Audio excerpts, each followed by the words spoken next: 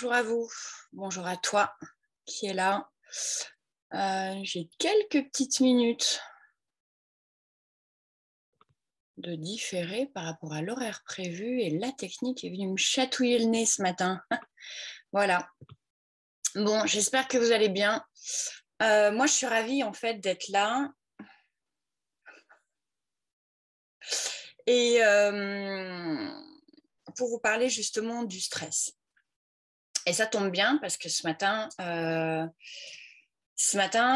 je voulais en fait mettre mon live via Zoom en direct sur Facebook. Voilà, c'est quelque chose qui peut tout à fait se faire via les réseaux sociaux.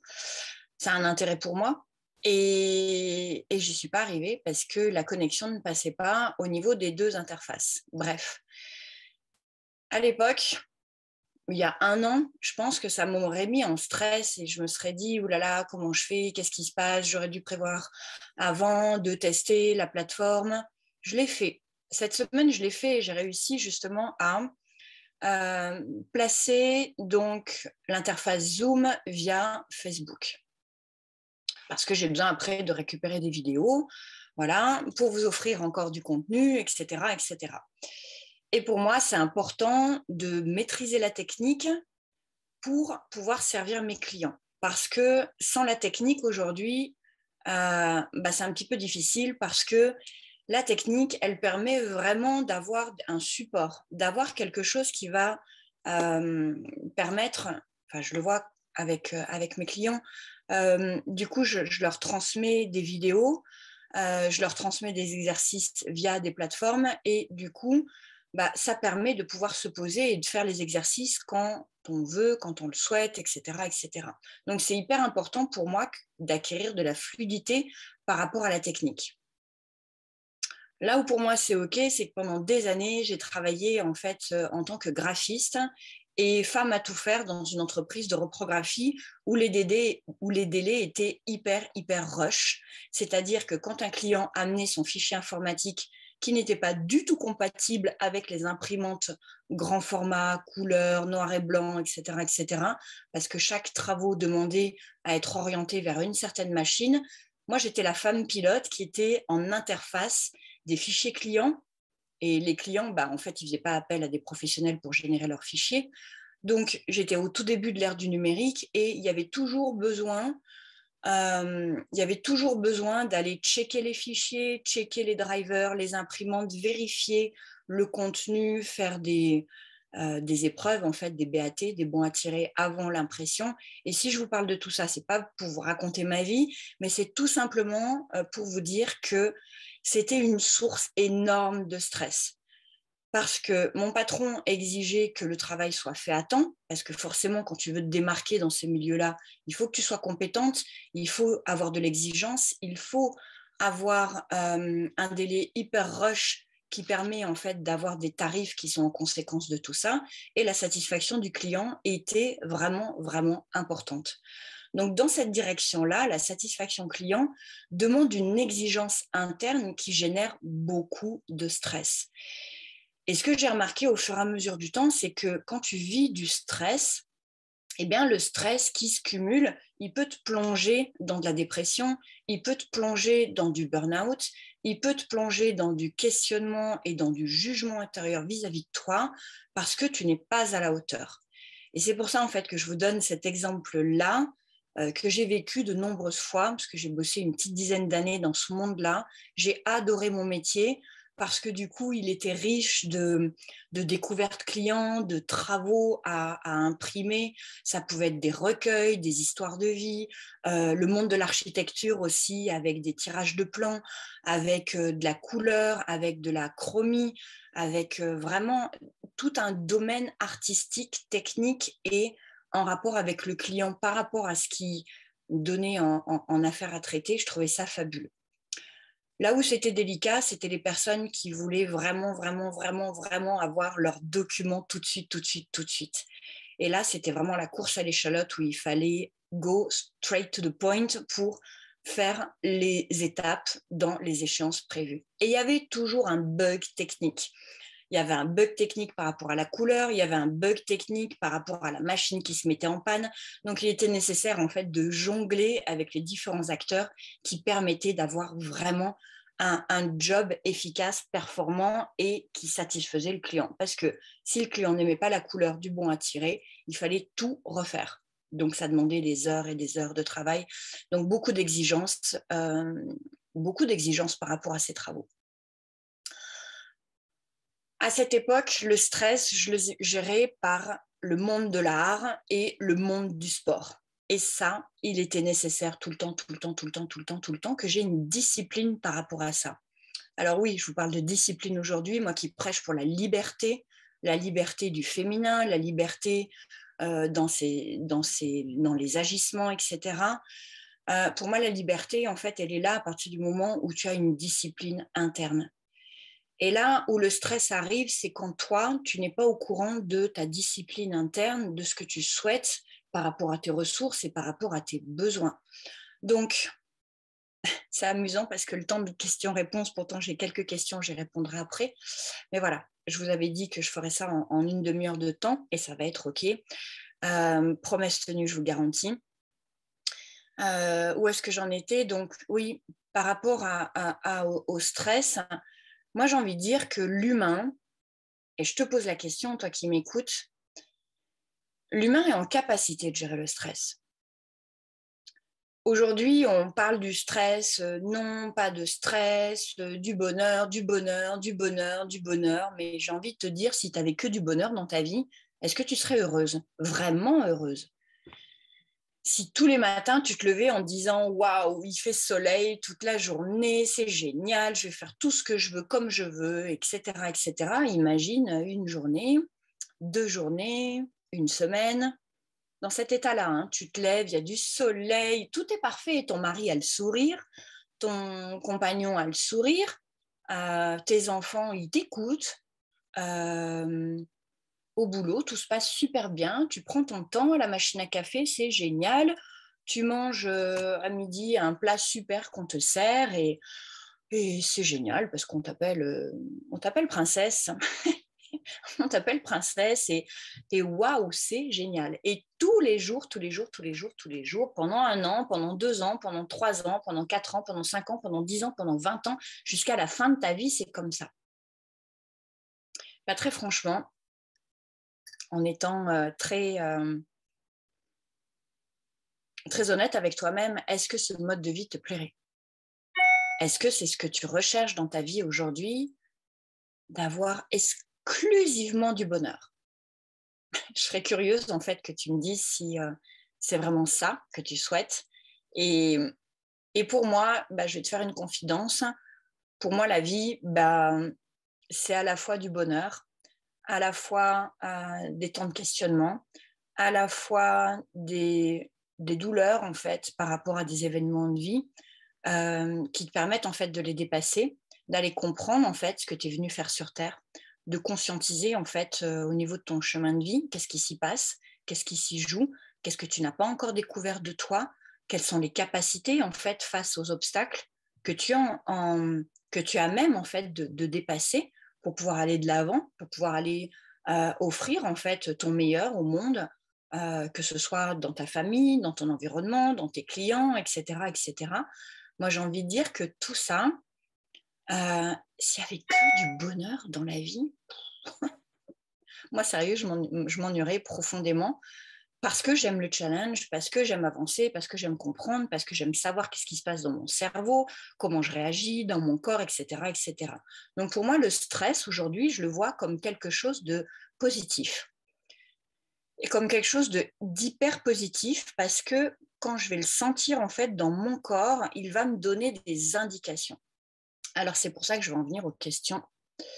Et bien sûr, si vous avez des questions, n'hésitez pas à me les poser. Je serais vraiment ravie de vous de répondre. Alors, ce qui se passe, c'est que faut que je regarde sur mon téléphone parce que je vois pas les. J'ai un petit bug technique et c'est OK.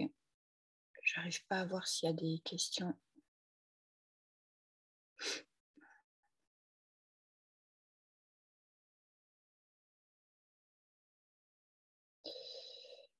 Hop.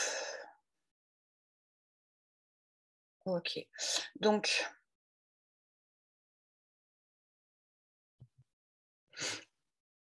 c'est reparti.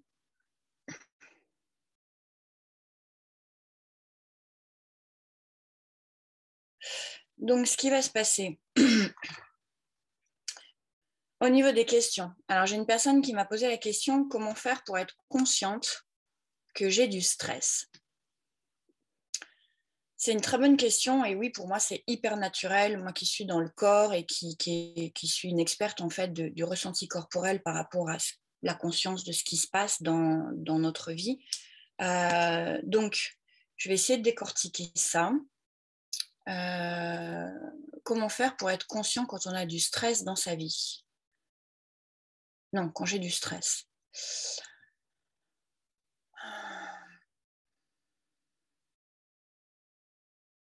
Donc, par exemple, là, je suis en train de respirer et je suis dans un état de flow. Et par exemple, si j'imagine qu'il y a un chien qui est là dans la salle, je vais avoir un temps de recul et un temps où ouais, il y a quelque chose qui me fait un petit peu peur. Donc, ça crée un stress en moi. Et naturellement, alors, moi, je sais que j'ai beaucoup de capacités au niveau du corps, voilà, je l'ai vraiment délié au niveau du mouvement, etc., etc. Et avant, donc, je te parle de ça en 2013, moi, mon corps, voilà, déjà, je le détestais et je savais même pas que c'était un ami et que je pouvais faire quelque chose avec, si ce n'est de lui mettre des vêtements et de le faire souffrir dans des régimes ou des machins comme ça, etc., etc., parce que je me détestais au niveau corporel. Ça, c'est dit. Donc, en 2013, j'ai commencé à comprendre en fait qu'au niveau du corps, il y avait quelque chose qui se passait. Je vous donne l'ouverture là de vous dire que votre corps, en fait, peu importe, si aujourd'hui vous n'êtes pas forcément ami avec votre corps, sachez que c'est possible de devenir ami avec son corps. Et ça fera partie d'autres masterclass, d'autres sujets en fait que j'adore en fait aborder. Bon, mais là n'est pas la question. La question c'est peu importe de là où tu te trouves par rapport avec ton corps, l'idée, ça va être de revenir en fait au dedans de toi, d'aller te poser et te dire, tiens, qu'est-ce que je ressens dans mon corps? L'idée, c'est la fausse bonne idée. Ce serait de te poser la question en disant, qu'est-ce qui se passe dans mon corps? Et d'attendre la réponse de suite. Comme un enfant voit un cadeau au pied du sapin à Noël et qui veut tout de suite l'ouvrir. Non. L'idée, tu poses la question de savoir qu'est-ce qui se passe dans mon corps, qu'est-ce que je ressens. Ouais, qu'est-ce que je ressens dans mon corps là, maintenant? Tu vois, tu peux aller beaucoup plus de façon précise parce que qu'est-ce que je ressens dans mon corps, c'est flou. Qu'est-ce que je ressens dans mon corps? Moi, bon. Qu'est-ce que je ressens là, maintenant, dans mon corps? Quand je suis assise sur ma chaise, les deux pieds au niveau du sol, quand je te regarde, qu'est-ce que je ressens vraiment? Et là, tu laisses la réponse venir à toi. Parce que si tu es très, très, très, très loin de ton corps, la réponse, elle va mettre du temps avant de venir en toi. Donc, si tu es très, très, très éloigné des ressentis de ton corps, eh bien, la réponse au niveau de ton corps ne va pas venir de suite parce qu'il y a une énorme distance encore dans ton corps. Au plus tu vas poser la question, qu'est-ce que je ressens là maintenant, assis sur ma chaise, les deux pieds sur terre, en te regardant, qu'est-ce que je ressens vraiment? Tu peux fermer les yeux et tu peux inspirer et expirer. Et du coup, ça permet de rester en fait au dedans de ton corps. Donc ça peut être un exercice qui peut être fait. Et en te posant la question tous les jours de savoir qu'est-ce que tu ressens là actuellement dans ton corps, tu peux situer dans cette pièce. Voilà, tu peux donner un maximum de détails. Et du coup, en faisant cet exercice de façon régulière, tu peux te la poser 4 fois par jour.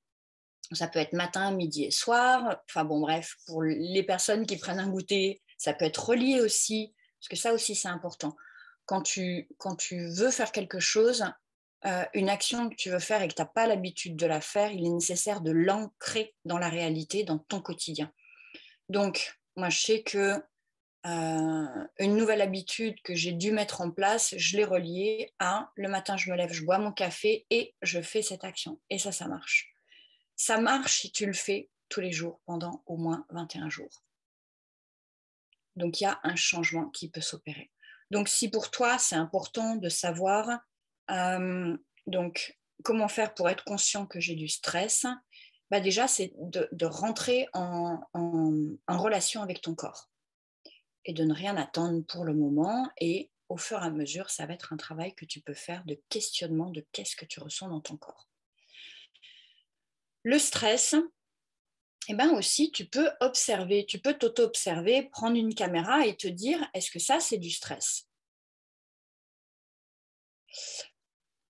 Parce que dans mon exemple, en fait, quand je bossais, j'étais très souvent soumise au stress, mais l'intelligence de mon corps m'avait déjà fait prendre conscience que dans ma semaine, il était nécessaire que j'aille 2 fois en cours de dessin artistique, peinture, dessin, etc. Et puis j'en faisais chez moi. Et il était nécessaire que j'aille 4 fois à la salle de sport. Et ça, pouf, pouf, pouf, pouf, pouf, de façon cumulée, ça permettait en fait d'avoir un équilibre au niveau du stress. Et du coup, je le gérais très très bien et j'étais performante en fait dans ce que je faisais. Donc, essaie aussi de voir à quel niveau tu as du stress et viens préciser. Parce que si je dis, bah oui, dans ma vie, je vis du stress, oui, mais à quel moment? Où est-ce que ça se passe? Avec qui ça se passe? Comment ça se passe? Et il y a tout un tas de questions qui vont être des fenêtres ouvertes pour que tu trouves en fait la source de ton stress. C'est pas forcément évident et tu peux y arriver. Voilà. Où se trouve le stress dans mon corps?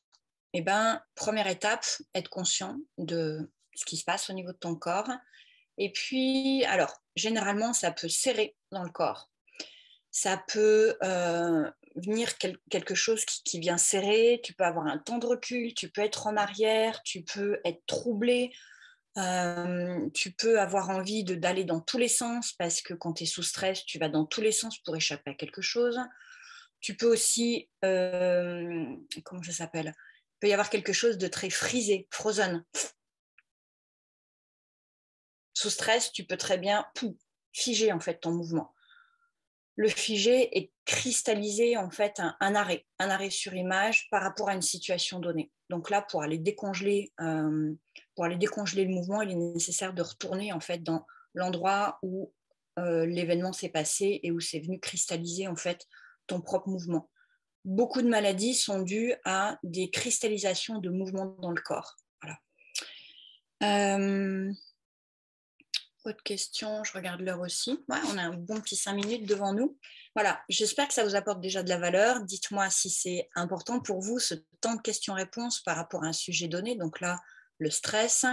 Peut-être que vous allez devoir écouter la vidéo plusieurs fois parce que voilà, je parle assez rapidement, mais c'est vrai que je suis vraiment dans le flow et si je me dis que je cesse le flow, bah, ça va me créer quelque chose qui ne sera pas OK et je vais perdre le fil en fait de ce qu'il est nécessaire de vous transmettre ce matin. Voilà.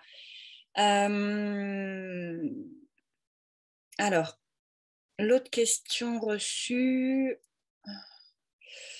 toc, toc, toc, sous Messenger, c'est quand j'ai défini, clarifié une situation stressante, qu'est-ce que je peux faire?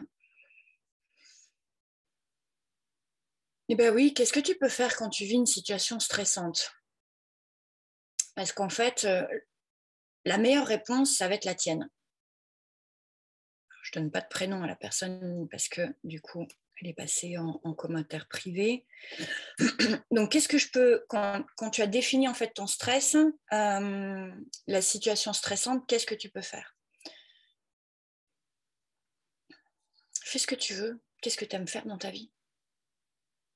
Qu'est-ce qui te fait plaisir? Qu'est-ce qui te fait jouir de la vie? Qu'est-ce qui te fait sentir bien? Qu'est-ce qui te fait sentir waouh? Qu'est-ce qui te fait ressentir quelque chose de je me sens bien? En fait, l'idée, et ce qu'il y a à comprendre, mais moi j'ai mis du temps en fait à vraiment comprendre ce truc-là, et ça a mis un moment en fait à venir s'implémenter dans mon corps, parce que j'avais beaucoup de résistance, hein. Beaucoup de résistance au plaisir, beaucoup de résistance à la jouissance, beaucoup de résistance à exister, à me faire du bien, à apprécier mon corps, etc. Donc ça a été un long chemin de 9 ans de traverser, voilà, qui me donne aujourd'hui vraiment la capacité et la stabilité en fait dans l'accompagnement pour aller par des chemins un petit peu comme ça, aller vraiment à la racine de ce qui est important d'aller libérer. Bref. Donc, quand tu as du stress, bah, pose-toi la question, qu'est-ce que tu peux faire si déjà tu as identifié le stress dans le corps, tu as peut-être juste la petite vue, en fait, la petite vue au niveau de ton stress. Parfois, les gens se cassent la tête au niveau mental en se disant bon, j'ai du stress et gna gna gna, et ils racontent le défilé d'une histoire. Donc voilà, c'est parce que j'ai vécu telle situation avant que j'ai du stress et du coup ça se répète et du coup c'est encore comme ça et du coup je ne peux pas aller me promener parce que je dois faire telle tâche, telle tâche, telle tâche, telle tâche et mes enfants m'en empêchent et mon patron m'en empêche, etc., etc. Donc ça, tu sens bien que c'est un discours qui plombe. Et c'est un discours, pardonne-moi l'expression, mais c'est un discours de victime. C'est un discours de victime qui ne prend pas encore son pouvoir pour pouvoir dire, bah voilà, j'ai du stress. Si je considère que je suis la personne la plus importante pour moi dans ma vie, qu'est-ce que je peux faire pour moi? Qu'est-ce qui est en mon pouvoir pour balayer cet état-là momentanément? La fausse bonne idée, c'est de se dire que tu vas trouver tout de suite la bonne idée et que, waouh, une baguette magique va te permettre d'éradiquer ton stress. Alors, si tu reviens un petit peu en arrière de la vidéo, de ce temps de questions-réponses et d'enseignement, tu vas pouvoir te dire et tu vas pouvoir constater qu'en fait, le stress, moi, je ne veux pas l'enlever de ma vie. Mon but, ça a été de l'apprivoiser. Mon but, ça a été d'apprendre à l'aimer. Et à partir du moment où tu aimes la situation dans laquelle tu te trouves, tu vas trouver une solution. La solution qui va te convenir au moment où ça se passe. Et généralement, les personnes qui souffrent en état de stress, elles vont vouloir enrayer tout le stress qu'elles ont vécu dans leur vie. Mais pour moi, c'est pas possible. C'est pas possible. Ça commence pas à pas par des petites actions répétées qui vont faire la différence dans ta vie. Voilà. Donc à la réponse, qu'est-ce que je peux faire? Toi, qu'est-ce que tu peux faire? Ok. Et autre question, que puis-je faire pour traverser mon stress? Je pense que j'ai répondu à la question. Voilà. Bon, en tout cas, 9h31, c'est top. Merci de m'indiquer si vous avez d'autres questions par rapport au stress. Je vous indiquerai donc chaque semaine la thématique du live. Et puis, ah oui, vous avez dû voir hier, mercredi qui arrive à 20h. Je vais vous faire une petite masterclass à ma sauce, comme j'adore les faire. Je m'en réjouis d'avance, à propos de l'estime de soi, de l'estime personnelle. Et un petit peu punchy, le titre de cette masterclass, c'est Estime-toi. Voilà. Donc, si vous avez des personnes autour de vous, des femmes, puisqu'en fait, ce groupe est dédié aux femmes qui s'abandonnent, qui sont abandonnées régulièrement dans leur vie et qui ont besoin de retrouver en fait leur estime personnelle pour faire des choses magnifiques dans leur vie. Voilà, eh bien, écoutez, vous pouvez les inviter, et les convier dans ce groupe Assume qui tu es vraiment. Je vous souhaite un très très bon week-end.